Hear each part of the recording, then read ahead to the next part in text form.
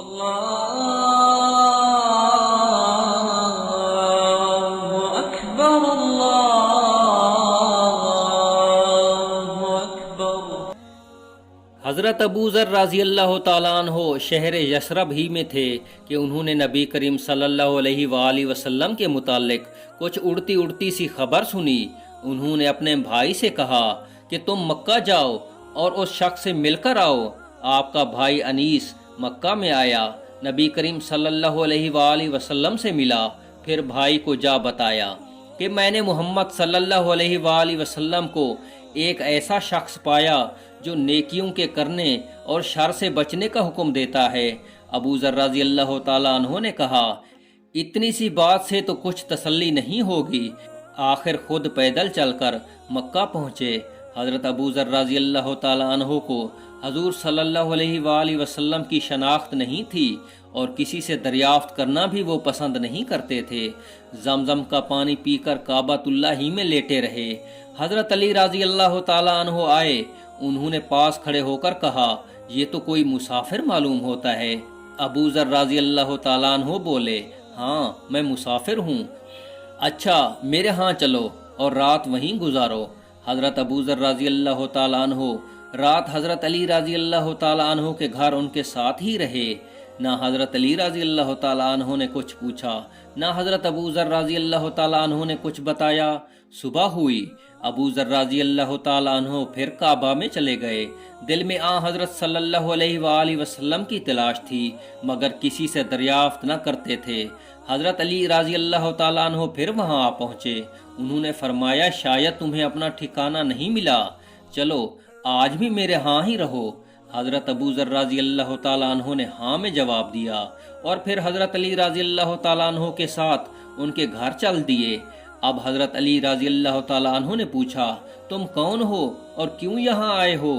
ابو ذر رضی اللہ تعالیٰ عنہ نے کہا اگر راز رکھو تو میں بتا دیتا ہوں۔ حضرت علی رضی اللہ تعالیٰ عنہ نے وعدہ کیا کہ وہ راز ہی رکھیں گے۔ حضرت ابو ذر رضی اللہ تعالیٰ عنہ نے کہا میں نے سنا ہے کہ اس شہر میں ایک شخص ہے جو اپنے آپ کو نبی بتاتا ہے۔ میں نے اپنے بھائی کو پہلے یہاں بھیجا تھا لیکن وہ تسلی بخش بات نہیں لے کر گیا، اس لیے خود آ گیا ہوں۔ حضرت علی رضی اللہ تعالیٰ عنہ نے کہا تم خوب آئے اور خوب ہوا کہ تم مجھ سے ملے۔ دیکھو میں انہی کی خدمت میں جا رہا ہوں، میرے ساتھ چلو۔ میں پہلے اندر جا کر دیکھوں گا، اگر اس وقت ملنا مناسب ہوگا تو دیوار کے ساتھ لگ کر کھڑا ہو جاؤں گا، تم اندر آ جانا۔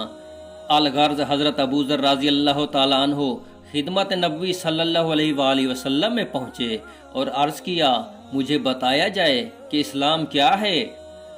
حضرت صلی اللہ علیہ وآلہ وسلم نے اسلام کے بابت بیان فرمایا اور ابو ذر رضی اللہ تعالیٰ عنہ اسی وقت مسلمان ہو گئے۔ حضور صلی اللہ علیہ وآلہ وسلم نے فرمایا ابو ذر تم ابھی اس بات کو چھپائے رکھو اور اپنے وطن واپس چلے جاؤ اور جب تمہیں ہمارے ظہور کی خبر مل جائے تب آنا۔ لیکن ابو ذر رضی اللہ تعالیٰ عنہ بولے باخدا میں تو ان دشمنوں میں اعلان کر کے جاؤں گا۔ اب ابو ذر رضی اللہ تعالیٰ عنہ کعبہ کی طرف آئے، یہاں قریش جمع تھے۔ آپ رضی اللہ تعالیٰ عنہ نے سب کو بآواز بلند کلمہ شہادت پڑھ کر سنایا۔ قریش کے لوگوں نے سنا تو کہا اس بے دین کو مارو۔ لوگوں نے انہیں مارنا شروع کر دیا۔ اتنے میں حضرت عباس رضی اللہ تعالیٰ عنہ وہاں پہنچے تو انہوں نے جھک کر انہیں دیکھا تو کہا ارے کم بختو، یہ قبیلہ غفار کا آدمی ہے، جہاں تم تجارت کو جاتے ہو اور کھجوریں لاتے ہو۔ لوگ پیچھے ہٹ گئے اور انہیں چھوڑ دیا۔